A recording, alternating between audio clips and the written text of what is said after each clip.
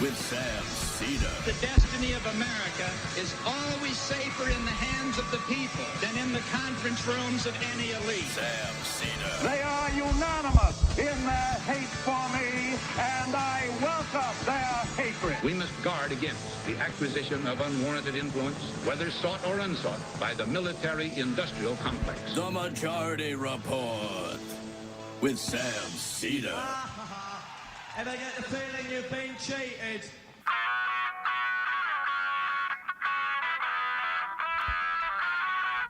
It is Monday, June 24th, 2024. My name is Sam Seder. This is the five-time award-winning Majority Report. We are broadcasting live steps from the industrially ravaged Gowanus Canal in the heartland of America, downtown Brooklyn, USA. On the program today, John Ganz, writer of the Unpopular Front newsletter on SubStack, author of When the Clock Broke, Con Men, Conspiracists. Thank you. Hey. How America Cracked Up in the Early 1990s. Also on the program today, Benjamin Netanyahu rejects what was supposedly his peace plan. Meanwhile, he also announces intensive fighting in Gaza ending just in time to prime the pump for a Lebanon invasion. Yet another State Department official resigns over Biden's Gaza policy. Big primary day tomorrow. Colorado, Utah, New York. Big one, obviously, in New York 16th. Still time to help with that one. CBS poll, young voters support President Biden over former President Trump by 23 points. Supreme Court will hear trans care bans in a case in, youth trans care bans case in its next session. Of course, we've got about 5 major cases to be released probably over the next week, maybe 3 or 4 days. Knowing them, they'll probably dump it right before July 4th. Oh, yeah. Flight attendant union strikes what is called a historic deal with Alaska Airline. United in America still extant. Ron DeSantis vetoes all arts grants in Florida. All this and more on today's Majority Report. Welcome, ladies and gentlemen. Thanks so much for joining us. It is Fun Day Monday. Fun Day Monday. Says, Fun day. Emma Vigeland. So far. We got a really rather intense couple of days, weeks coming up. We've got the Colorado and New York primaries are tomorrow, and Utah, I guess. I don't know if there's any, to be honest, I don't know if there's any barn burners in Utah. The first presidential debate will be Thursday night. And this, of course, is going to be where Joe Biden announces that Hillary Clinton is taking over the ticket. And I have no idea. I just heard there's so much insanity. I know. That goes along with this. That was a pretty hot theory last year, is Hillary Clinton was going to... It came back over the past, 2 weeks. This is their... They're running with it because, how old is Hillary Clinton? What, just a few years younger than Joe Biden? This would be the youth... She'll be 77 in a few months. This is the insanity. It's not just the lunatic fringe, too. Like Kathleen Parker... I did that Don Lemon show last week, and he was bringing up this Kathleen Parker op-ed. Kathleen Parker, if you're under the age of 55, she is was always sort of like a country club Republican op-ed. I think in the Washington Post. I don't know. And I didn't know that she was still writing.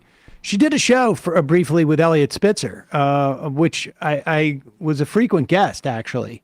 And, very pleasant individual to be around. Not the most incisive analysis. And she had this theory that the problem with Joe Biden is that nobody likes Kamala Harris because they don't feel like, because she's not a good backup for a guy who's so old. So Biden should appoint a new vice president or in time for the convention. And she said it should be Hillary Clinton. Oh, And good. it's like, well, I'm not sure. You know who's more disliked than Kamala Harris? Hillary Clinton. But Most people don't have an opinion on Kamala Harris. Hillary Clinton, everyone has an opinion on. That was the problem for her in 2016. Everyone already knew her. There was no ground to make up. If your premise is that the president is suffering against Donald Trump and you want the president to beat Donald Trump in an election, and they're suffering because they're so old, how in the world is the solution get somebody who's almost the same age as the president, but also the only person ever to lose to Donald Trump? Like, how do you... It's fan fiction. I don't know what else to tell you. It's crazy. Anyways, so the debate's in a couple of days. We got French and UK elections over the next 2 weeks, essentially happening. And we got the primary tomorrow. There's a lot of stuff going on. And this... and we're going to have 5 very, very significant Supreme Court cases. Yeah. We'll be talking more about those tomorrow with Lawboy on the program. Also, we're going to be doing live coverage of the debate, and we're going to be doing it on a bunch of different platforms, including YouTube, because of our anxiety about the way that CNN behaves when people do stuff on YouTube. Yeah. It should, the enclosure of the presidential comments. debate should be fair use. But we also have Trump's going to pick his VP most likely very soon. That's what the news was over the weekend, was that he's closed in. I think it's going to be JD Vance. We talked about this on Friday. I just think rich guy. Oh yeah, no, hooked up with venture 100%. capitalists. Yep. Yeah, exactly. 100%. He needs that money. That's what it's going to come down to. He really needs that money this time around from the Wall Street. And people don't realize, I would say Matt is the only person who consistently brings up JD Vance's finance bro background and Peter Thiel adjacent stuff. And this is what Trump needs at this point. He doesn't have anybody who's going to deliver the God Squad any more than he has them at this. But he needs this money. Let's talk about what's happening tomorrow. The last poll we saw, as far as I know, had Jamal Bowman down 16 points in his primary in New York's 16th. There's no way to know because, polling is very difficult for small races, A. B, there has been consistently a question about, particularly in the small number of votes, races with the small electorate, who is going to come out. And there's a lot of stuff going around. Everyone knows about the enormous amount of money that George Latimer had from outside expenditures from AIPAC. $18 million as far as we know now. That number could even be higher. We're not going to know until, we get on the other side of this election and we start to see filings. We know that AIPAC dumped an extra $2 million into the Jayapal race, Pramila's sister, and they did it late so that the disclosure came after the election. But there's been, there's a combination of things going on here. Because you had people like Hillary Clinton come out and endorse Latimer, because you had Mondaire Jones endorse Latimer, there seems to be, sort of like not as aggressive protection of this incumbent from the DCCC as we've seen in the past. There's very little that has been, I think, like really expressed about who Latimer is. And there's only so much like local media that exists anymore. And when Latimer can spend $20 million, and no matter like the very little amount of live TV I watch, I've seen like half a dozen of these commercials. Right. And those are the AIPAC funded through UDP ads that don't mention Israel at all, but they're going after him very aggressively. It's the most expensive primary in the history of this country. It's more expensive than a lot of like small countries, like presidential races or parliament races. But I just give you a taste of two stories I think that really sum up who George Latimer is. The first one is from, I think this is from, is it Axios or Punchbowl? Yeah. Go down to this quote here. This is really astonishing. Now, we heard Latimer on a radio program make a similar argument. The reason why Jamal Bowman won was because black people got an advantage from mail-in ballots and, of course, the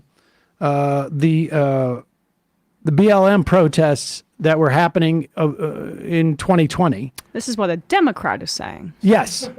And here he is sort of reiterating the point, which is both sort of grotesque point to make and also inaccurate, unless you have a very broad sense that there's only really two ethnicities. Yeah. That being white and then non-white. That's basically it as far as Latimer is concerned. It's a little bit Romney-esque. Yes. Is Bowman going to, he's asked the question, like, he says he's confident he can beat Bowman. Is Bowman going to get at least 40% of the vote? He said, Latimer said, will he get people who are furthest to the left? Yes. But once you get, no, I'm sorry. Is he going to get 40% of the vote? Yes. Does he have an obvious ethnic benefit? Yes. Oh, an ethnic benefit. An ethnic benefit. Hello. But once you get beyond a couple of constituencies that he has strength in, he's weak everywhere else. Now, he has an ethnic benefit. As far as we can tell, New York 16th is 40% white and like 25% Latino and 25% black and then maybe 10% other. Like, what is the ethnic benefit that he has here? Well, it also has a significant Jewish population, which is in part why AIPAC's pouring all this money in to try to get a win on the ledger. And can you imagine if Jamal Bowman said something like, George Latimer has a benefit with all of the Jewish people that are going to vote for him? It's so ridiculous. It's so and I will say offensive. this. There is, I've seen reports that there was at least $1 million spent to register and to work specifically on the get out to vote of New Rochelle's Orthodox community. And, that community votes in a block when they vote. But I don't know, Sam, if you were aware, but Mondaire Jones endorsed George Latimer, and Latimer's quote was that the argument about me running a racist campaign falls flat on its face when people who are African American, Latino, and Asian are supporting me, he said in an interview. So, despite Bowman's ethnic benefit. So Bowman gets an ethnic benefit, but it's not a racist campaign because this black man, congressional candidate, endorsed me, says George Latimer. Also, the other aspect of Latimer that we've talked about in this program, and in part it was spurred by a phone call from someone from Latimer's girlfriend, I don't know what, Paramore family, who, after she retired as a judge, got a $150,000 job with the county that Latimer hired her for. Apparently up there, that's not a problem. But this is also a story that I think captures this guy's sort of like the sense that the propriety, I guess, or here's Latimer popped this story up. Westchester County Executive George Latimer facing an injury lawsuit stemming from a 2017 car accident in New Rochelle. All right, everybody gets into car accidents, I guess. A car Latimer was driving collided with another at the Wilmot Grand Boulevard intersection on July 21, 2017. I would like to know what time that was, but that's neither here nor there. The driver of the other car, Malaysia Malcolm, is seeking unspecified damages. In the suit, attorney Kevin Johnson said Malcolm sustained severe permanent personal injuries. He blames on Latimer failing to yield to a traffic control device and other negligence. The car struck a fixed object in a divider, the suit said. Latimer, then a state senator running for county executive, was driving a car owned by staffer Andrew Jenna, who's now an aide to Latimer, Gentleman also named as a defendant in the suit. At the time of the accident, Latimer was dealing with registration issues regarding his own car, 2014 Jeep Cherokee. Latimer wasn't able to register his car due to a number of unpaid parking tickets in the area, although he drove it with suspended registration. Gosh, crime's out of control in George Latimer's personal issues here. But what it really shows is an incredible entitlement. Yeah. I got news for you. The amount of parking tickets you need to get to have your registration suspended is way up there. It's not a moving violation. And then to be driving around on suspended registration, that's the nature of a lot of these New York local politicians. It is really corrupt stuff. And old school corruption. Old school corruption. And if anyone saw that show, which was honestly really good, on HBO a few years ago called Show Me a Hero, which was about the Yonkers public housing fight. There was a similar fight, and you can read about this in the Progress Report Substack by Jordan Zakarian. He also does work for More Perfect News. A similar fight in Westchester County on whether or not they were going to approve, which they were legally obligated to do, these blocks of land for public housing for black, largely black people, but also poorer people to move into the area. And you want to guess what side of that fight Latimer was on? We know. Right. So he's an old school conservative Democrat within this like ecosystem in New York who clearly feels like he's above any kind of accountability. And just oddly, someone just IMing that there's also a story from 2017 that Latimer failed to turn over mobile phone records. Following that car crash, because there's every reason to believe, baby, that he might have been texting. Citing a concern over pending litigation, Latimer declined to answer such questions as why he was not driving his own car, why he was driving a Jeep owned by his community outreach director, and why he was driving along Wilmot Road in New Rochelle in such a rush at 5 p.m. on a Friday. So it was 5 p.m. on a Friday, but he didn't want to say just where after happy hours. On his way to happy hour? You got to get in before 5:15 when they... those politicians... No, happy hour, you think the politician took an early Friday and didn't work up till 5 p.m.? Oh, I'm sure he worked at 5. What time? What did they say it was in the summer? I don't know. Summer Fridays? I don't know. No. But this is the nature of this guy, and we'll see. This is a huge race because not just in terms of trying to secure and maintain the size of the squad, but like this is a proof of concept situation for AIPAC. If they know they can go in and buy an election for $20 million, they'll do it on a 2-time incumbent. They'll do it. And, after this, it's on to Cori Bush. But if they fail here, it means that there'll be a less inclination from their donors to dump more money into Cori Bush situation. And there's no guarantees, but it's going to make it harder for them to do this again. And if they win, it's going to make it easier. So we have all those resources. If you want to do some phone banking, if you want to help get out the vote, get in touch with the campaign. There's the WFP, really important primary tomorrow. In a moment, we're going to be talking to John Ganz, writer of the Unpopular Front newsletter on Substack, author of When the Clock Broke, Con Men, Conspiracists. I don't know what is wrong with me. Conspiracists.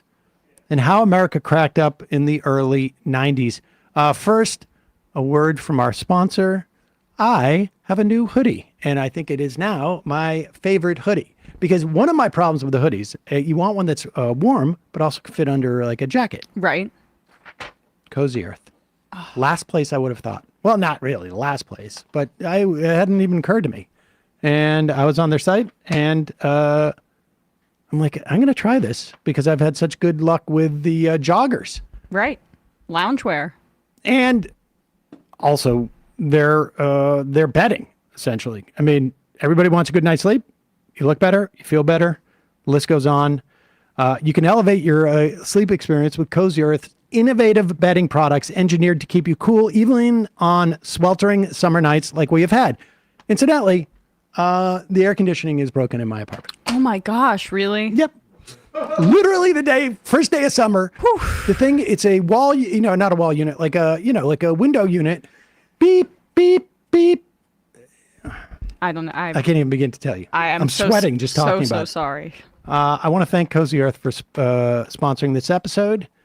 You can unlock an exclusive 30% discount using the code Majority Report at cozyearth.com/Majority Report. Cozy Earth's luxury bedding is made with viscose.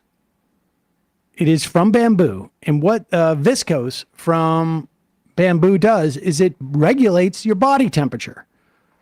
So even though it's 95 degrees in my apartment, my bedding does not feel like it's 110. Right. Best case scenario that you could have them right now. Best case scenario. I mean, I know this is about the bedding, but I still can't get over my hoodie is what I'm very excited about these days. But they have all sorts of stuff. But their bedding, like I say, viscose, it regulates your body temperature, and it's incredibly sustainable because it's made from bamboo. Cozy Earth bedding has superior softness and a 100-night sleep trial and a 10-year warranty. Cozy Earth products are designed to provide enduring comfort and peace of mind. Incorporating Cozy Earth into your self-care routine can help your sleep quality and overall wellness. Treat yourself to the pinnacle of comfort and luxury with Cozy Earth bedding and sleepwear. Also, check out their hoodies. I want to now. Honestly, it's the perfect weight. I need a light hoodie for the summer. Like when I'm getting up early for the gym, I need it. I need it. Yeah. This is it. Remember, go to cozyearth.com/Majority Report to get 30% off using the code Majority Report. One word, Majority Report. After placing your orders, select podcast in the survey and then select Majority Report with Sam Seder in the drop-down menu that follows to let them know that we sent you. We will put the link in the podcast and YouTube descriptions. Now, a quick break. When we come back, John Ganz, author of When the Clock Broke, Con Men, Conspiracists, and How America Cracked Up in the early 1990s.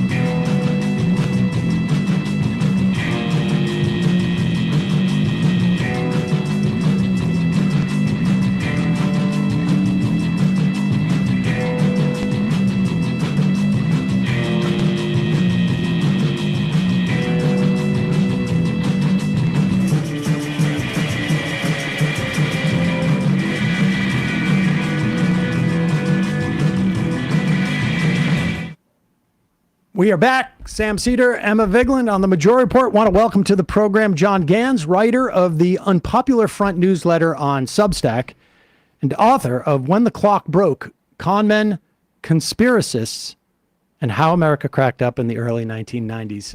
Welcome to the program, John. Thanks so much for having me. Let's start with, let's start with the broken clock. Sure. Quote, and in many respects, it explains why this, more or less half a decade that you've written about in the early 1990s. Yeah, so I got this metaphor, this image from a speech by a libertarian economist named Murray Rothbard, and he gave this at the John Randolph Club, which was kind of a paleo-conservative, paleo-libertarian convention, and he gave this speech in honor of Pat Buchanan, who was trying to primary George H.W. Bush at the time. And he said to uproarious applause in the crowd, "We're going to break the clock of social democracy. We're going to break the clock of the New Deal. We're going to repeal the 20th century." And I just thought this was a wonderful image for a few reasons. One of which being that, as I was doing research for this book, I just kept getting this uncanny feeling that we were sort of stuck in the era that was being written about. So it kind of felt like When the Clock Broke. And it was also a little bit of a play on Francis Fukuyama's End of History. The ideas that we were now done with the age of ideological struggles, and liberal democracy was going to be the only game in town. So instead of the triumph sort of the end of history. I have a little different spin on it, which is a time when the clock broke, the clock of progress. I still don't get that metaphor that he used though because a clock goes round and around. Well, I think he was referring to his communist youth. Well, not his communist youth. He grew up in the Bronx. He was a child of Jewish Russian immigrants, and many of his people were, many of his family members and neighbors were Communist Party members. And he used to be told, "You can't turn back the clock. You can't turn back the clock.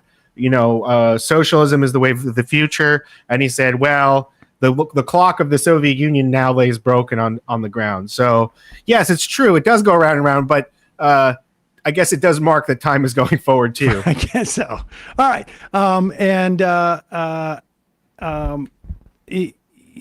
Okay. So the early 90s you see as what happening? What did this sort of what was unique about this era, or what does it mark in terms of the trajectory of, we call it conservatism or the right wing universe, I guess? Well, I think this is when conservatism in a way begins to end and something else starts to appear. The conservative movement's energies have sort of run out, and a more radical right emerges on the scene. So I think there's a broader political, economic, and social crisis in the United States that was brought about by a lot of changes in the economy, largely due to Reaganomics and what we now call very often neoliberalism. And instead of that naturally kind of leading to interest in returning to a more egalitarian society, to the ideas of FDR and the New Deal, it was the occasion for the launching of a revolution on the right, a more muscular right wing push that was not only opposed to, say, the welfare state or regulating the economy. Or was in favor of free trade. It actually was more of an attack on egalitarian society in general, on political equality, and even on democracy itself. So I mean, I think, for a while we called this movement conservatism, where it was like, just sort of not really as much ideologically based as it was sort of in and out group type of based. But I want to return to that Sure. conversation and track it, because you start with David Duke, who folks may not remember, but was at one point like the Grand Wizard of the KKK. And then all of a sudden he was just a Republican candidate. Yes, he was, I think in the 70s and 80s, he was the face of the Ku Klux Klan in the United States. And then he quite literally got a facelift and started to run for offices as a Republican. He won one of those offices. It was for a state legislator seat in Louisiana, in Metairie, which is just outside of New Orleans. It's kind of a white flight suburb, or it was at the time. Then he ran for United States Senator. He lost, but he won almost 60% of the white vote. And then in the next year, he ran for governor of Louisiana, and he won 55% of the white vote. And this is with public's full knowledge, but perhaps disavowal, that he had not only been a member of the Ku Klux Klan, but a self-avowed neo-Nazi. And the political establishment was obviously very spooked by this. The Republican Party, both on the local level and the national level, really struggled to get rid of David Duke. He was not their chosen candidate, but he continually won primaries. The president of the United States came out against him, both in the person of Ronald Reagan and George H.W. Bush. The RNC sent staff down to stop David Duke. They really struggled with it. And many people on the hard right of the Republican Party and the conservative movement were not spooked by the emergence of David Duke as a challenge to the Republican establishment. They viewed it as a very hopeful sign that their sort of politics had arrived. And it was a signal for Pat Buchanan to launch his primary campaign against George H.W. Bush. Just give us a sense of because I'm not sure if how much people are aware of this, but George Herbert Walker Bush was brought on to basically be the establishment sort of like anchor for Ronald Reagan. I mean, not terribly dissimilar. If you take out the God Squad stuff about Mike Pence, because people forget that Mike Pence was also like a Koch brothers. He was into Congress. I mean, Mike Pence represented a lot of things, but I think for the Republican establishment, Mike Pence was their entree into that office. Sorry about that. I just hit my butt. Was their entree in there. And George Herbert Walker Bush was sort of the same thing for Ronald Reagan, right? I mean, but they considered him mealy. Like the right never particularly liked him that much. They hated him or they distrusted him. I mean, George H.W. Bush ran both when he tried to win the Republican primary in 1980 and also when he was the running mate of Reagan. Tried to run as a faithful conservative. It was quite right wing on a lot of things. He had been always pro-choice from a kind of high WASP tradition of family planning. And he abandoned this in order to, be a part of the new Republican Party that was being shaped by Reagan and the new right.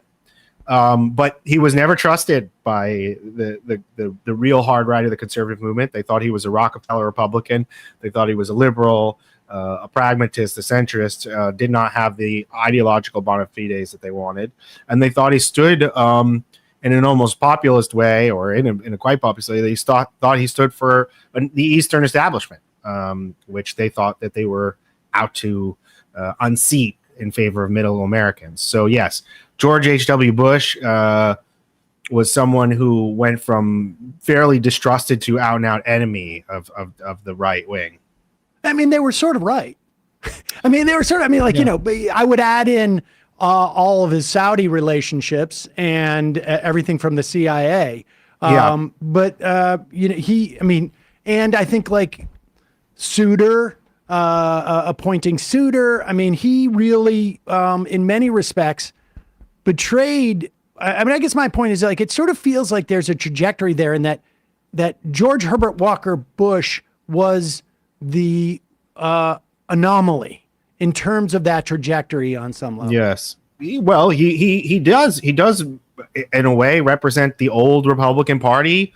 As a kind of stodgy party of the establishment, and he in many ways represents the old United States. I mean, he comes from a very ancient family. He has another president in the family. They go back to the start of the country, and his father was his grandfather was a senator. He did really belong to an earlier time, and I think he found himself extremely disconcerted and confused by the direction the country was taking in the early 1990s. It didn't make a whole hell of a lot of sense to him. And the truths about politics and the American people that he thought he knew, and the common sense that he thought he knew, didn't really seem to obtain anymore. You see we see echoes of it in Jeb. The whole camp, that please clap moment. There are many moments like that. When I was writing my book, I was really getting a kick out of it, where, George H.W. Bush feels kind of entitled to adulation, and when he's not getting it, he's very frustrated and angry and dismayed. But yes, he was a pragmatist, quite reasonable. He was able to come to realize that the United States, couldn't just continually cut taxes and still survive. And he was punished for going back on his no new taxes pledge. That was considered also to be a big betrayal on the right. But I think perhaps what's missed is he made a compromise on something called the Civil Rights Act of 1991. He vetoed that and then signed something called the Civil Rights Act of 1992. This is a piece of legislation that only an employment lawyer might tell you about now. But at the time, it was feared by conservatives to be going to enter what they call quotas into employment. Basically, it permitted minorities and women to sue their employees. And they thought that this was going to create the pressure on employees to hire minorities and women at and not hire white men. So, in a very early version of a kind of anti-woke panic, there was a big storm about the civil rights, Bush signing this compromise version of the Civil Rights Act. That's the moment in which Buchanan decides that he has to primary Bush as the signing of the Civil Rights Act. So the no new taxes thing everybody knows, but I think fewer people know about the Civil Rights Act. His and the thing is, his pledge for no new taxes was literally "read my lips." No new taxes is what he said. And I mean, you couldn't have made a bigger deal about there being no new taxes and then him having to do that. I also will say this too. I remember there's one quote I remember when he was running against Dukakis. They brought his sister out to make him seem amenable to your average day people. And her quote was, and this is a paraphrase because it's literally 35 years ago. We had very strict parents. We grew up like a lot of kids. If we left our tennis rackets out in the rain, we got punished.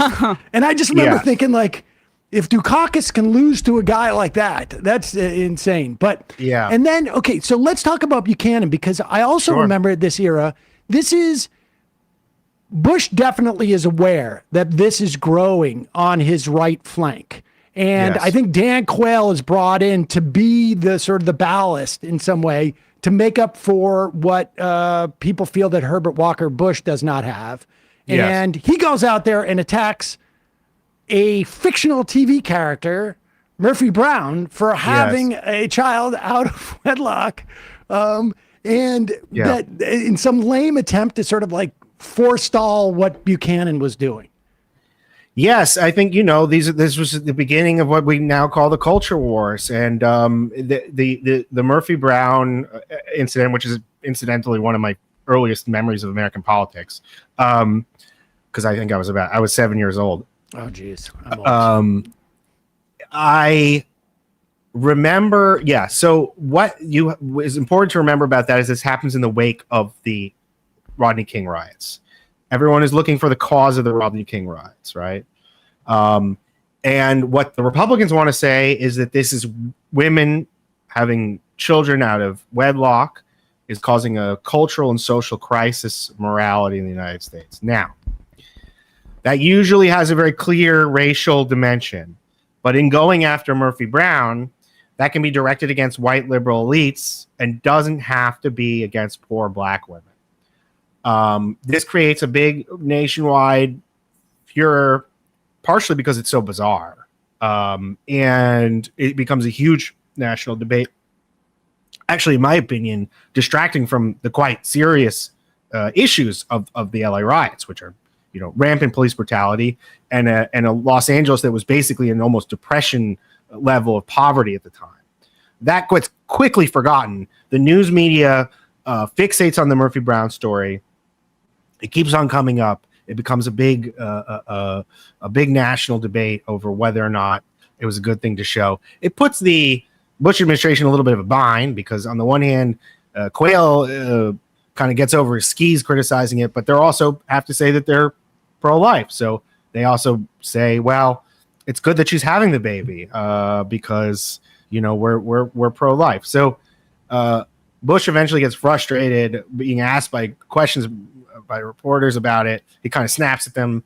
Ross Perot goes on, in a speech, says it's goofy that it's being talked about.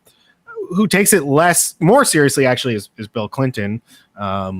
He speaks sensitively about the whole issue and takes seriously the family value issues that the Republicans are trying to raise, but deflects them in a less aggressive direction. This era is so fascinating because there's all of that type of like, it's the equivalent of gosh, I can't remember now his name, who was George Herbert Walker Bush's campaign, Ailes. not Ailes, but Lee Atwater. Lee Atwater. Whose whole sort of like famously had said, you used to use the N-word. Now you can just say busing. And then, say busing, then you say taxes. And of course, he came out of Nixon's sort of orbit, where Buchanan also came out of Nixon's orbit. And so there's this sort of like one part of the Republican Party still using coded stuff. Yes. And the other part of the Republican Party is going like, we don't need to do that anymore. Right. And also in the backdrop of this is Limbaugh, who at that point is talking about feminazis. And I remember George Herbert Walker Bush going on Limbaugh's show to like ingratiate himself with Limbaugh. And I think this is also around the time that like Limbaugh was so big by the early 90s that he was doing Monday Night Football. I don't know if this was a little bit afterwards, but I mean, this is what was going on at that time. It was very strange. Well, I mean, George H.W. Bush says, talk shows are becoming increasingly powerful. He sort of resents this. He said, I'm the president of the United States. I'm not going to do these weird Geraldo type shows. Then he sees he looks at the polls, and he invites Rush Limbaugh to the White House, and he carries his bags to the Lincoln bedroom. One of the most shameful displays of a U.S. president ever. So yes, the power of talk radio is becoming very evident. Pat Buchanan realizes this. He's trying to court Rush Limbaugh. Rush Limbaugh's listenership is already very sympathetic to Pat, going over his direction. Rush Limbaugh, in his ideology, insofar as you can say he has one, is much more of a conventional Reagan Republican, really a republicanism of the rich. But his listenership is very interested in what Pat is saying, and Pat also does get his start in the Nixon administration. It's not many people might realize this, but Richard Nixon was not very much liked by the conservative movement. He was viewed at that time as a pragmatist, a bit of a liberal, a centrist, not enough of an ideologue. Buchanan, as a kind of protege of Buckley and coming out of that sphere, was an exception to that rule. He was very close personally with Nixon, and he had a interesting interpretation of what Richard Nixon's presidency meant. To him, Nixon was a kind of representative of what he called the silent majority. That's Buchanan's phrase. He wrote that, of Middle America, whose presence was resented and feared by the Eastern establishment elite, and who, in the form of Watergate, basically launched a coup against Richard Nixon. And the big failure of Richard Nixon, the missed opportunity of his presidency, was not launching some kind of counter coup, using the chaos of Watergate to launch some counter coup. So he has this very, I don't know how you would say it, authoritarian interpretation of Richard Nixon's presidency, which in certain ways he shared with Richard Nixon himself. Then he works for the Reagan administration, a little bit more ideologically sound, but still too pragmatic for Pat. And Pat says, I think to Sid Blumenthal in the late 80s in an interview, the biggest vacuum in American politics is to the right of Ronald Reagan. And his political trajectory from then on, as he's maneuvering to run for president, is to occupy that vacuum to the right of Ronald Reagan. And we know that Pat Buchanan's politics, and particularly his rhetoric, was heavily borrowed from in the Trump 2016 campaign in particular. I'm struck by the rhetoric being nearly identical about the U.S.-Mexico border, really before it was embraced by the mainstream Republican Party. Can you give our audience a sense of some of those through lines and how much Trump borrowed from him? I mean, Trump... They have almost identical messages in 2016. It's true. The difference is that Buchanan, although a bit of a thug, is an educated man. He quotes Yeats in his speeches. It's a little pretentious and highbrow. Trump has, let's say, a folksier style.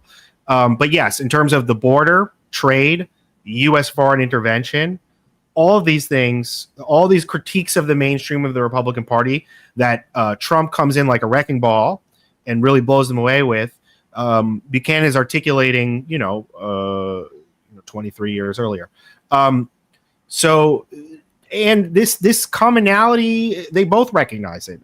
Buchanan said in an interview not too long ago, Trump is the last stand for my ideas. Trump has cited Buchanan favorably in speeches on several occasions. Back in 1992, on Larry King, Trump kind of is asked about politics, and he notes the emergence of both David Duke and Pat Buchanan and says it reflects a tremendous anger in this country. And so he's both aware and quite interested in the potentials of their politics even back then.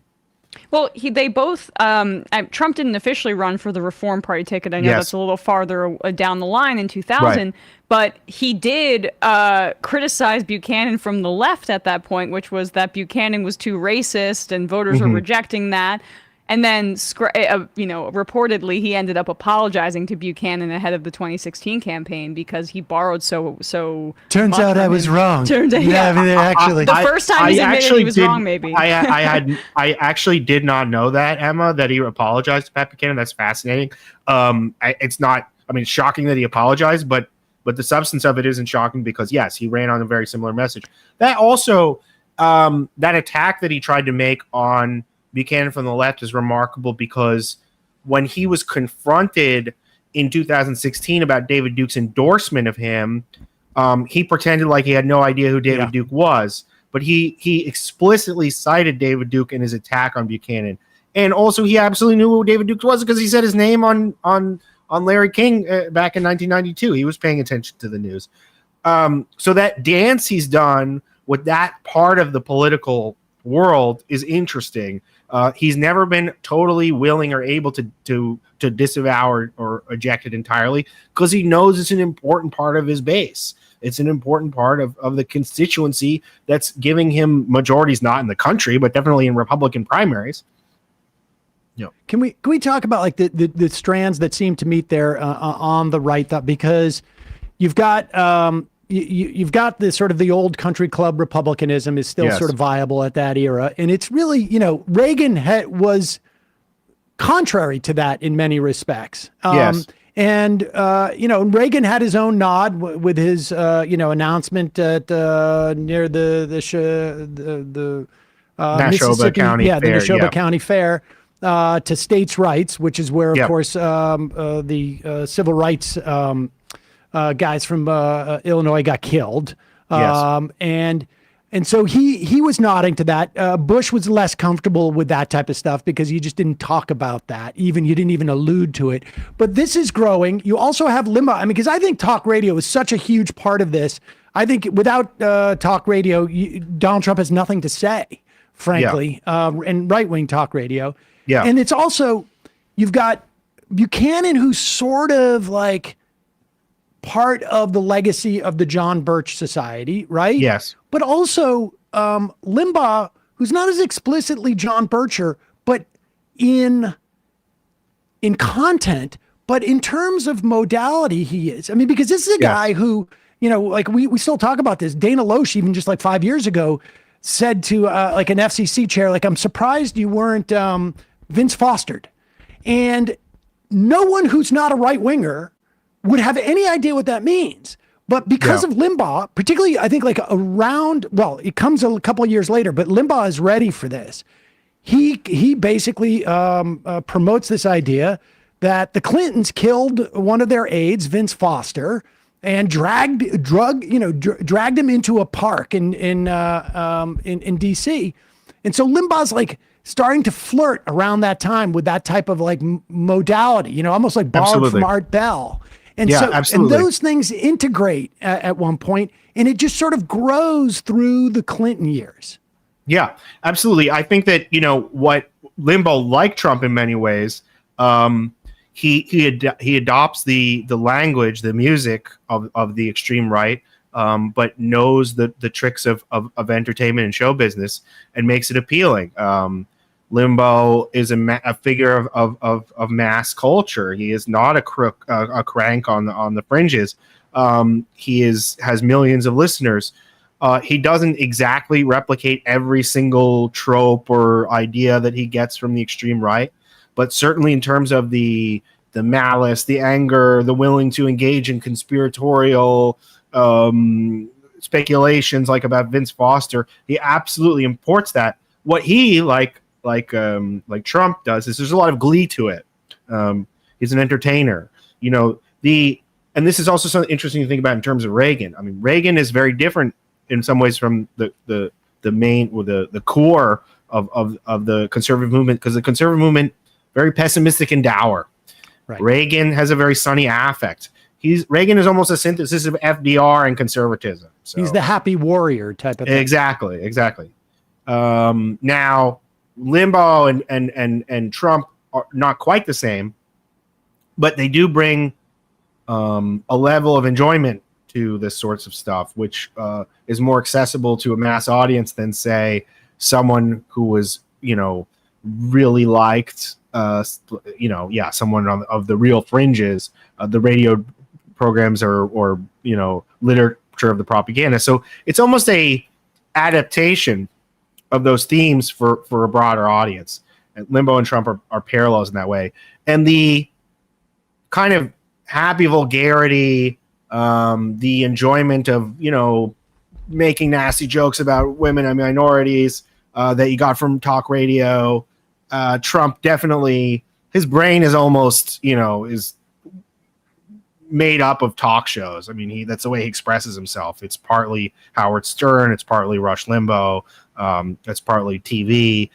Basically a good way to think about Trump is just someone who has done nothing but tune into those things and really not done much thought or else. So he kind of just, is a broadcasts it back and does it well. I would say Mark Levin is probably, I get the sense, is one of his biggest, because Hannity is good friends with Levin. I mean, that whole world. But let's talk about the 92 election, because I think people don't, it was a fascinating dynamic, because Bill Clinton won without the majority of the votes, and not like an electoral thing. Like I'm saying, no. He won with 45% of the vote, 43%, and they were talking about impeaching him, on November whatever it was, 9th. Limbaugh in particular actually was talking about this. What did Republicanism learn from Perot in that instance? Because Ross Perot was this, I guess, I don't know if he was a billionaire, but he was just a super wealthy guy. I was unclear exactly like how he ever made his money. It was never really, he was just a really wealthy guy who was talking about, the biggest thing I remember was he was talking about NAFTA and the giant sucking sound. But what did they learn? What happened in that era? Well, more than any specific policy, Perot represents an attack on the political establishment, a kind of vague populist notion that Washington was overrun by special interests, that a strong, hyper-competent leader needed to come in, a kind of technocrat, because he had a background in the technology industry and was a business tycoon, to come in and fix this. And he exposed enormous amount of anger, both with the Republicans and the Democrats, especially among white Americans, particularly conservative-leaning ones. And the Republicans made real efforts to win back the kinds of people who may have defected to the Perot movement.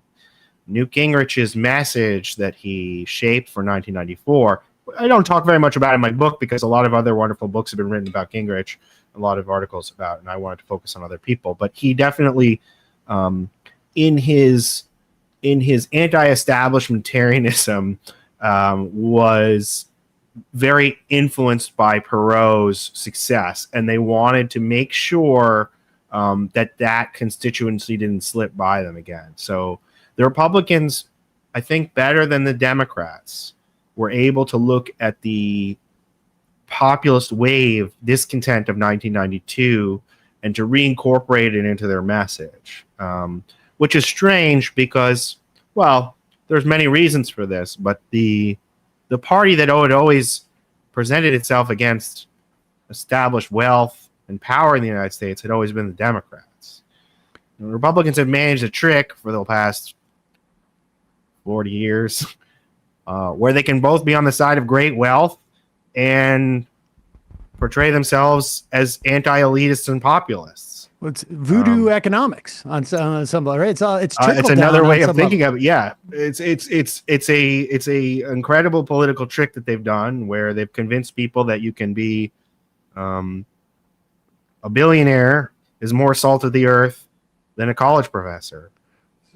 But isn't part of that because at that point the Democrats had ceded that territory in some way, and so they had created a vacuum, in that era because you had Jimmy Carter. Well, I mean, really, you start with the McGovern Commission in '72. Like, the reason why we have primaries now, as opposed, was in many respects to undercut the power of unions for better or for worse. I mean, there were problems with the leadership of unions at that time.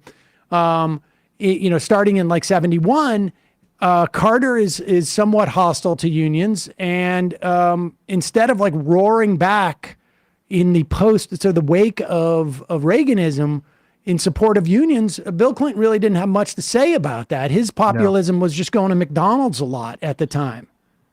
Bill Clinton had a very folksy affect, Southern gregarious politician.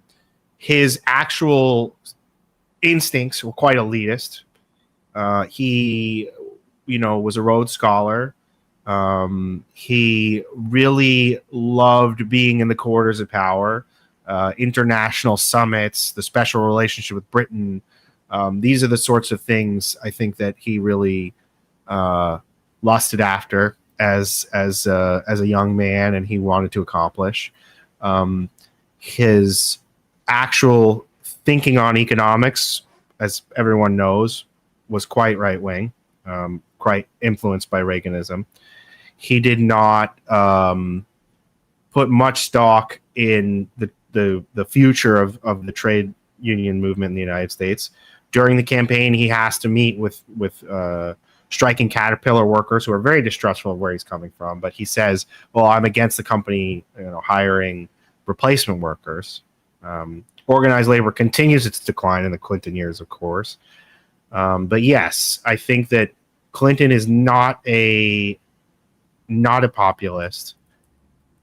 And even though he snuck off to McDonald's. That was the big thing. There was always stories. It seemed like every couple of weeks, it was like Clinton snuck off the campaign trail to get a Big Mac. Oh, I'm sure that that was not sent to the press whatsoever, right? Yeah, well, I think they were. Yeah, they found many ways to make him seem very appealing, and he was very appealing to people. But in actual substance, a lot of his policies, especially when it started to get past 1994, really leaned rightwards. Well, I just want to talk about how much race was associated. But you go into stuff like Ruby Ridge and the sort of the increase, particularly during the Clinton years of the and I just remember, I was just saying before the show, I remember doing a joke about the increasing number of white supremacy groups during the Clinton years, and trying to sort of the premise of the joke was what makes you dissatisfied with the existing white supremacy groups that you got to start a new one. But but it seems to me that really what was going on there was that race that we're still in the wake. There's a trajectory of how much race is playing a part in Republican politics from basically the Civil Rights Act and Medicare. And then sometimes it ebbs and it flows, but that this was an opportunity for it to sort of take its head out from the subterranean sort of levels and just pop its head up a little bit. Because so much of this is a proxy for those issues of race. And you had Clinton at that time sort of almost recognize it by having to sort of disavow, Jesse Jackson and do his Sister Souljah moment. He, is aware of this, while at the same time, going on Arsenio Hall and playing the saxophone and being the first black president, I think they were trying to float. But he was also saying like, but I'm not that kind of black president, like an actual black president. I mean, that's almost sort of what was going on there. He was very talented at being able to triangulate, as we now say. I mean, he oversaw the execution of Ricky Ray Rector, a mentally disabled black person, which from the campaign trail. From the campaign, he went back to oversee it. An execution that was strongly opposed by Jesse Jackson. This was a repudiation of Jackson, a deliberate one. He posed at Stone Mountain with Sam Nunn, and also with a bunch of black prisoners on a chain gang. He made it very clear that he was a good old boy in a lot of ways. But yes, he was able to go on Arsenio. He cultivated relationships with prominent black politicians, usually moderate ones, but some left-leaning ones. And yeah, he pulled this coalition together, which all politicians have to do. He can't be especially faulted for that. Certain maneuvers are legitimate, but he definitely, I would say, the execution of Ricky Ray Rector, the Stone Mountain stunt, I think executing somebody is quite a bit more than a dog whistle. Yeah. So yeah, I agree. And then he, has the temerity to tell people, well, if they try to pull another Willie Horton, I'm going to tell George H.W. where to shove it. And so I think the message he was hawking there was a little opportunistic.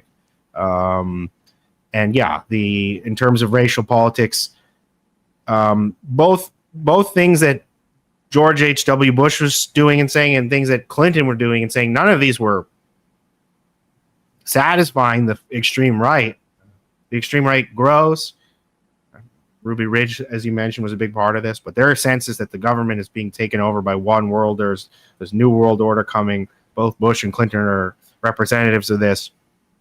And yeah, in the wake of Ruby Ridge, in the wake of Waco, the militia movement grows in the United States. Anti-government conspiratorialism grows in the United States. Timothy McVeigh, witnesses Waco, and this radicalizes him. He was already going down that path. But in some ways, those movements which kind of left electoral politics and saw more radical outlets have returned to electoral politics in the wake of Trump. But now Trump is the first politician in American history, and I think this is very important to note, to have united both these appeals to the mob and the street and electoral politics. And there's a word for that. So I think that's notable, is that... Don't leave us hanging. The word is fascism. Yeah. Which is a synthesis of electoralism and an activist politics that uses street violence. Trump is the first presidential candidate in a very long time to get the hearing and the enthusiasm of types of people who would not vote and thought the Republican Party was just as bad as the Democrat Party, as they would call it. And were both controlled by the Jews or whoever else. And Trump is the first person that really excites that constituency. Now, he may be struggling with it more than he was a few years ago. But, when he appears on the scene, they say, this guy's speaking our language. This is the kind of thing that we've been waiting to hear. And they're very encouraged by it. And then you have, what was once called the alt-right, but that name is now quaint because there is no alternative. They are just the right.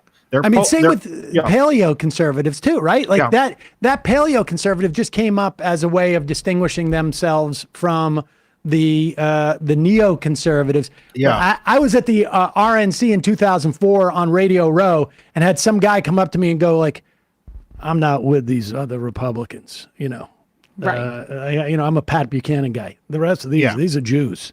And I was like, "Oh, I got some bad news to you."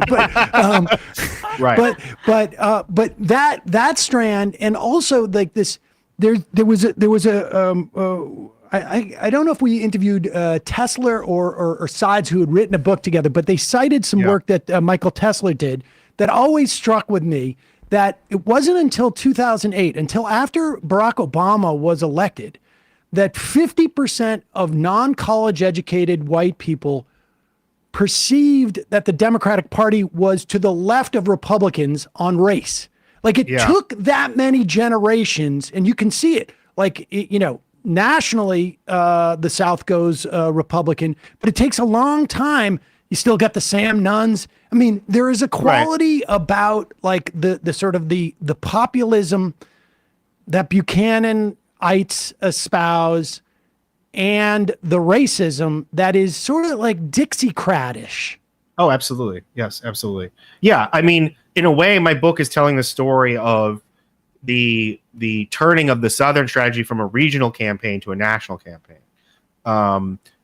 This rural-urban divide, the racial divide. I mean, look, now you go into Maine and see the most union state in the country, all the way up north, and you'll see Confederate flags. Yeah. And so these things are less to do with region anymore, although the South, is a very conservative part of the country that consistently elects the most right-wing,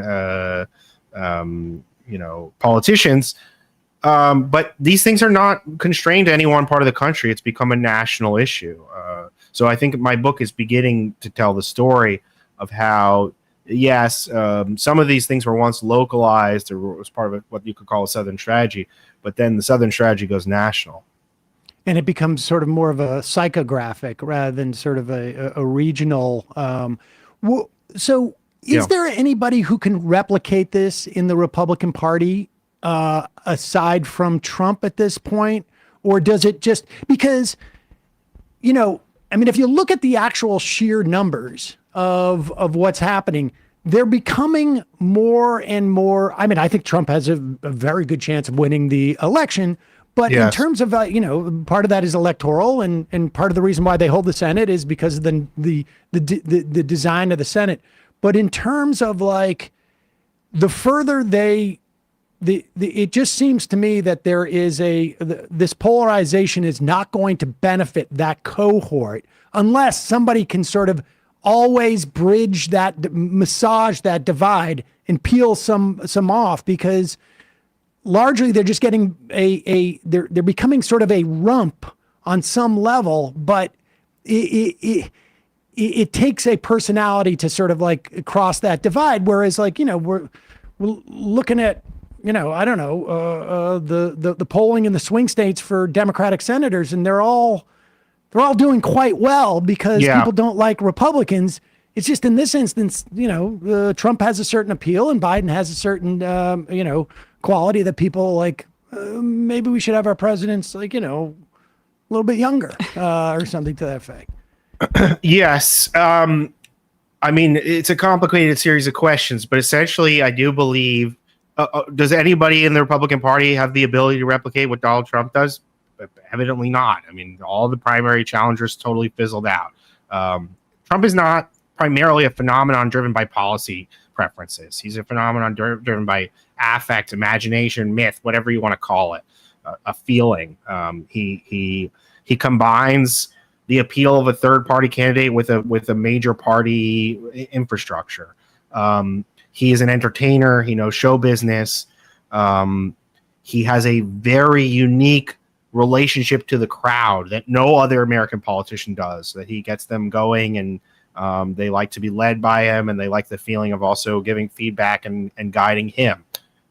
So he has very unique abilities, talents for an American politician. At the same time, although the only thing that excites a majority of Republican voters at this point, he has limitations. Certain parts of his appeal are frightening and disgust people and turn them off. So he's a mass phenomenon, but he cannot have yet to turn himself into a majority phenomenon in this country. Now, many political movements have managed to, turn their countries into dictatorships or authoritarian or totalitarian systems.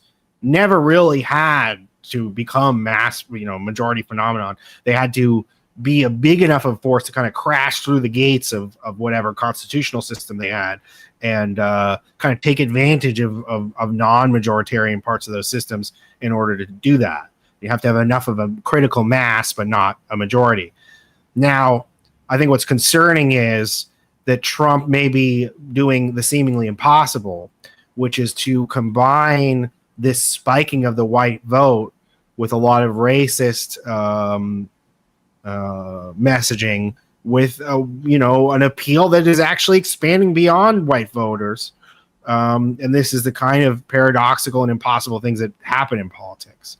Sorry, I didn't mean to cut you off there, John, but I am just curious, because we interviewed David Broder last week on what's happening in Europe and how the European Union parliamentary elections really spell bad things, I think, for some of these centrist, center-left, but really just centrist parties within Europe. How much do you attribute the lack of a real robust left or leftist representation in the Democratic Party to the ability for these kinds of coalitions to form, or these kinds of politics to feel more salient for people? Well, I do believe in Europe especially, the radical right is the only, I mean, this may be changing slightly in France, is the only the only political voice that's giving a hearing to discontents about the way the economy has been arranged for the past 30 or 40 years. It's unfortunate that that's the case. They are not called, I think sometimes populist is the wrong word for it, but they're not called populist for nothing. There is a rejection there of economic elites that seem to have geared the economy in their favor, and doesn't seem to be a lot of hope for people who in the working and lower middle class. There's a similar thing going on in the United States. Unfortunately, now we've gone through a period. I think Biden has done some things that liberals, leftists, progressives were waiting for a very long time for a Democrat to do. Did not fully institutionalize all of them. I mean, certainly inflation has been a very big challenge to convince people that a more progressive economy would require a great deal of social spending. I mean, the argument is now easily made, well, we tried that and now we got rampant inflation, which is hurting our wages. The argument that many tried for a little bit, and I think somewhat shamefully, that there wasn't really such a thing as inflation, is no longer working. And it seems like inflation is getting under control. But yes, I mean, unfortunately, there is not a very loud voice. I mean, you have Bernie, you have Elizabeth Warren, to a certain extent, a loud voice in the United States that is speaking the language of economic populism from the left. That's also difficult to do as an incumbent, because you're basically saying we got to throw the rascals out and replace them with people who are going to help you out. Well, you've been in power for the past 4 years, at least on the level of the presidency. Running as a populist incumbent is a tough trick to pull. I mean, it's also sort of like there's a weird disconnect. I mean, because for the moment, let's put Biden's foreign policy aside. Biden's series of policies, I think, were the most effective, or at least the biggest attempt I've seen from a Democratic president. Certainly more so than and certainly stronger on labor and antitrust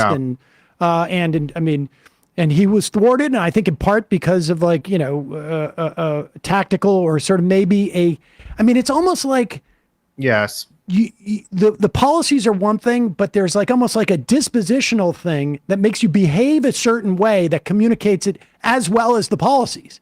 If he didn't feel like he had to invite Republicans in after the American Rescue Plan and had just gone in that, after March, when the Republicans are talking about Dr. Seuss in 2021, and he's just passed a $2 trillion bill, if he had come in that summer and said, here's my Build Back Better, instead of Well, let's let the Republicans come in. Okay, that didn't work. Let's let Sinema and Portman come in. Meanwhile, that's when Manchin's on the phone with his donors going like, what am I supposed to do? Right. And it gives them time to array. If he hadn't done that, which was a dispositional thing, it wasn't just tactical. It was like a sense that was broader. He undercut the momentum, it seems. Well, I think this is a factor of Biden's age, not in the sense that, he's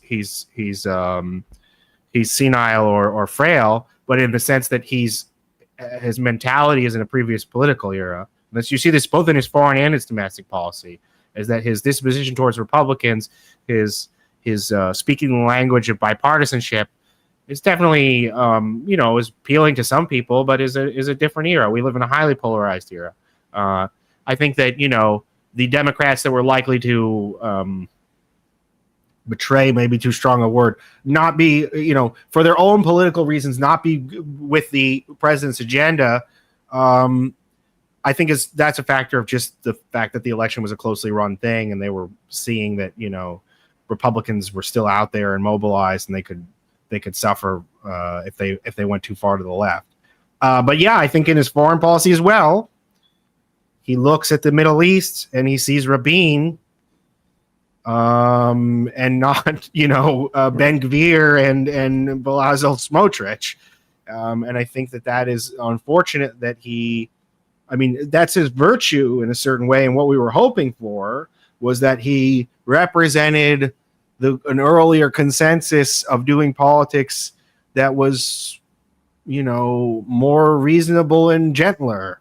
Unfortunately, he's stuck in the thinking of that era, and those are no longer the cards we have to play. So, I think Biden's age shows itself there. I'm sorry to say it. I wish he was doing a better job. I don't want to sit here and criticize the Democratic incumbent, but it is remarkable that he isn't I think some of this you just have to give it to Trump and his particular talents and what he brings to the political arena. But it is remarkable to be neck and neck essentially against a man who tried to overthrow the government of the United States. And convicted felon too, by the way. And a convicted John, felon. I'm not sure if you forgot about that part. There's that too. But I just think that may show both. I think it shows two things. I think it shows the extreme headwinds, the unique confluence of forces in American politics, but it also frankly just shows that, I think a younger, more dynamic politician might be able to deal with these issues more smoothly, and we'd be having a different conversation right now. But and I don't think that Biden is fated to lose. I'm not a doomer in that sense. I think that Trump has significant problems to overcome, and Biden can win the election still. He is not buried. He's struggling. It's a fight. It's a competitive election. But I think that unfortunately, both domestically and internationally, he's a man of another era. All right. We've held you for so long. I really appreciate your indulging. But let me one last question. Of course. Where in the event that Biden, and I have to say, like, if I had to bet, and I'd rather not, despite the motivated reasoning, I would bet that Biden's going to win. And a lot of it is just sheer demography. And, there's a polling out today that showed he's up still by 23 points with essentially young people, and they're just sheer numbers. There's more young people now in this electorate than there were in 2020 because of the size of the generations and COVID, frankly. But that's just the reality. So if he wins by even close to the same margins of young people, that we're talking maybe millions more votes, frankly. But putting that aside, assume that happens. Like, where does the Democratic Party go and where does the Republican Party go in broad strokes? I mean, this is a little bit outside your portfolio maybe, but I'm curious, do these trajectories maintain? I don't know. I always really try to avoid making predictions, and this is why I'm a historian, because it's easy to talk about the past and it's very hard to talk about the future, and there's no quicker way to sound like an idiot than to make a prediction.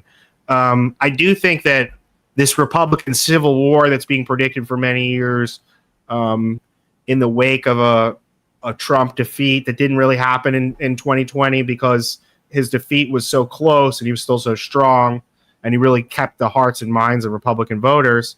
That may occur, and the Republican Party may go through some kind of purge and say MAGA is not the way forward. And obviously there's no other, as I were saying earlier, there's no other figure who can kind of replicate it, or I can't, it's very difficult to envision someone doing with the same set of skills. I don't know. I think the Republican Party will probably undergo a very tumultuous time, reinventing himself, and it will emerge as some synthesis of what it became under Donald Trump, and maybe, a nod back to being a more conventional political party.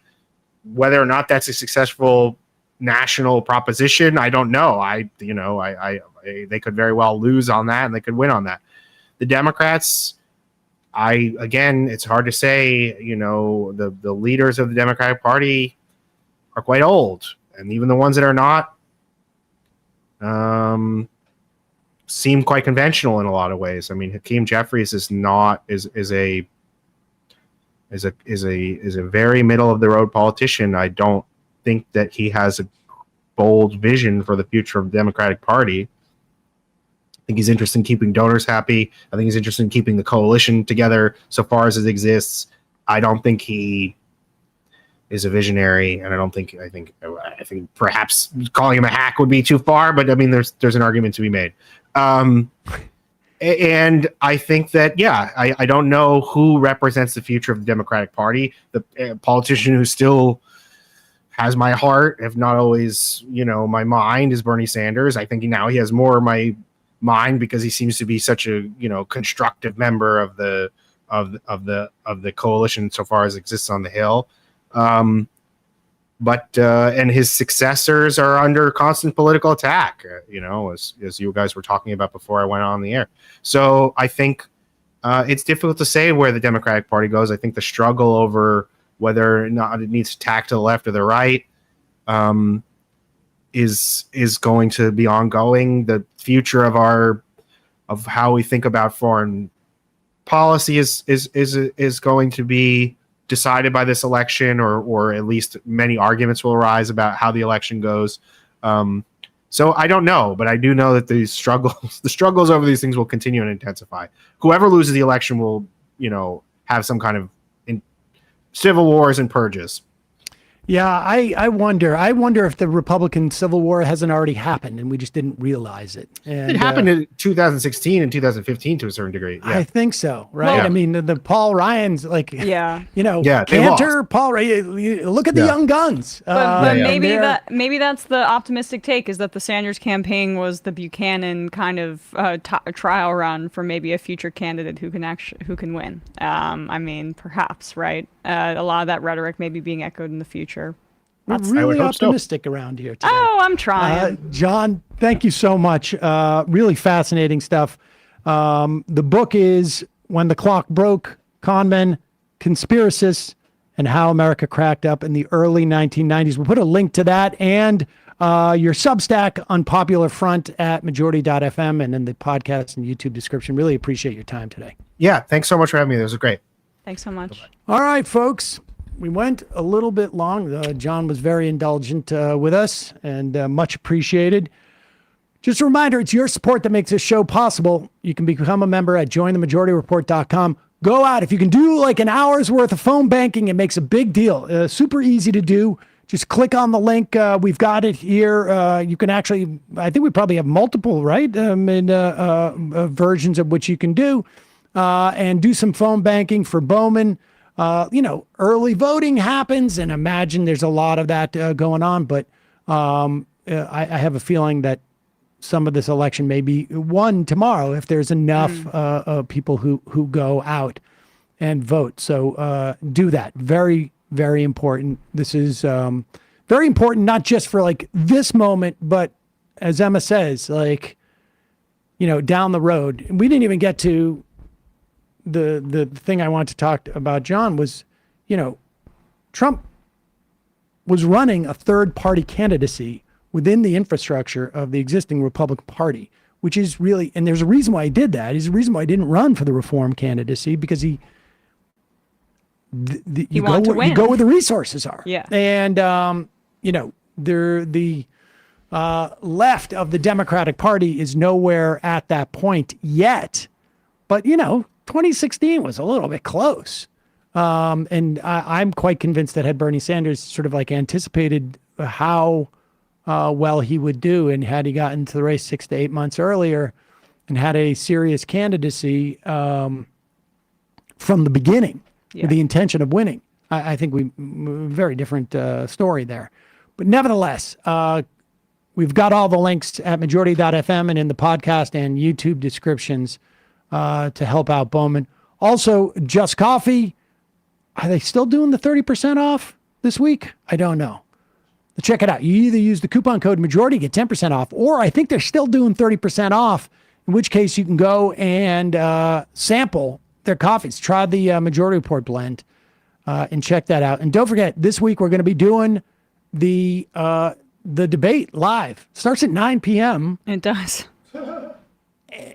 Like way past both their bedtimes, I would imagine. Oh, for them? Yeah. Wow. That's why they got. Because they don't want the kids. This is worse than the NBA championship series. How's Biden going to be able to get up in time for Morning Joe? Yeah, exactly. So who's going to tell him? He's going to have to miss his favorite show. Emma, ESPN. We are not going to do ESPN today. Executive decision because of this incredible comeback by the Oilers, and Game 7 is tonight. So it would be completely outdated for us to analyze it, and then Game 7 is tonight. We will be back on Tuesday. We'll talk about that. Also, the WNBA playoff race is heating up. Chicago had a huge win against Caitlin Clark's Indiana Fever, where Angel Reese had a career best game. We'll talk a little bit more about the state of that and more tomorrow. Tomorrow, PSA, youtube.com/ESPN show. Tonight we'll know who wins the Stanley Cup. I mean, really, it's been a great playoffs for hockey. Sounds like somebody doesn't want to make a prediction that's going to be assessed so quickly. Well, Emma did make a prediction, and it's already. It went super it's been poorly. haywire. So, yeah, I messed up because I actually did okay from my only bets of the playoffs were on the Celtics winning that game. I did all right, reinvested it back into the Panthers closing it out at home, and now She talks about it like it's... Yeah, reinvested.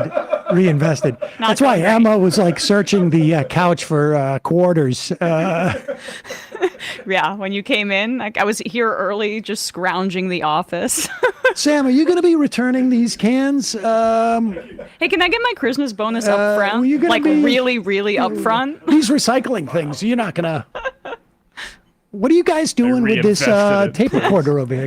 We need to maybe eBay that? I mean, come on, you guys, you gotta get with the stock market's old news. It's putting your money into the house, which what makes definitely you think the stock market?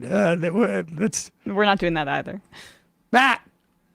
Milton Alamati, patreon.com/Left Reckoning. We talked to Milton about the South Africa election and the new coalition with the ANC and the white opposition party, which they did oppose apartheid, which is good. They also oppose any sort of land reform that was promised at the winding down of apartheid. So not great stuff going on in South Africa right now. Patreon.com/Left Reckoning.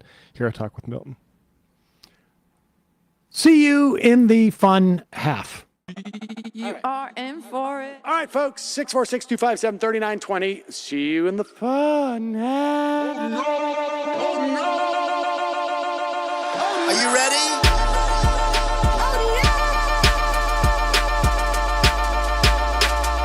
Who sent us this? Anarchy. Alpha males are back. Boy is back. And the alpha males are back. Just as delicious as you could imagine. The alpha males are back. Boy is back. And the alpha males are back. Just wanna degrade the white man. Alpha males are back. I take all of it in my throat. Alpha males are back. Snowflake says what? The alpha males are back. You are a madman. And the alpha males are back. Oh no, Sam Seder! What a fucking nightmare! Bring back the Yeah, or a couple of them. Just put them in rotation. DJ Danner. Well, the problem with those is they're like 45 seconds long, so I don't know if they're enough of a break. That's fucking nonsense. You see white people doing drugs, they look worse than normal white people, and all white people look disgusting. And the alpha males. Psych. Fuck them. Fuck them. Snowflake says what? What?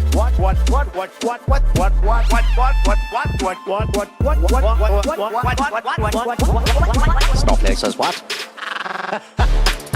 A hell of a lot of bank. A hell of a lot of bank. A hell of a lot of bank. Okay, I'm making stupid money. Hell of a lot of bank. A hell of a lot of bank. All lives matter. Have you tried doing an impression on a college campus? I think that there's no reason why reasonable people across the divide can't all agree with this. Psych. And the alpha males are back. And the Africans are black African. And the alpha males are black. And the Africans are back. When you see Donald Trump out there, doesn't a little part of you think that America deserves to be taken over by jihadists? Keeping it 100. Can't knock the hustle. Come on. Fuck them. Things I do for the bigger game plan. By the way, it's my birthday. Happy birthday to me, Jew boy. I have a thought experiment for you. And the alpha males are back. Africans are black. Alpha males are black. Africans are back.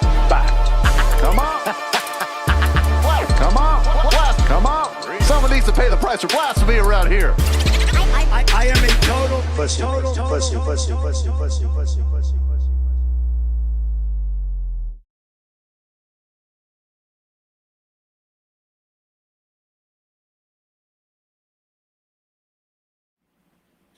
We're back. Sam Seder, Emma Vigeland, Majority Report. Let's just start with this absolute, embarrassing.